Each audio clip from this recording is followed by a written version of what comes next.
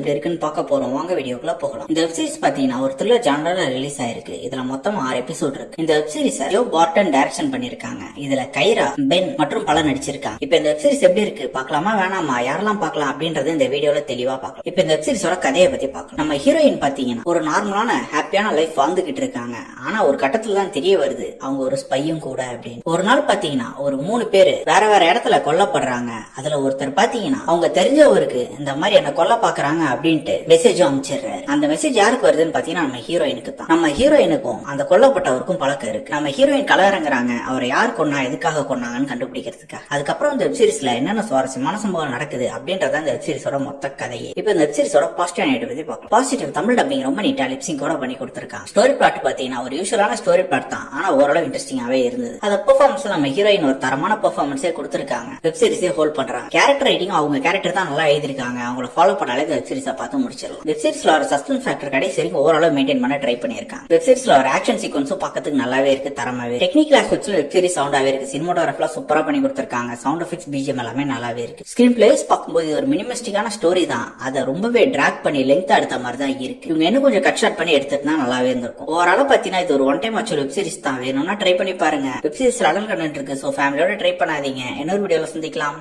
Thank you.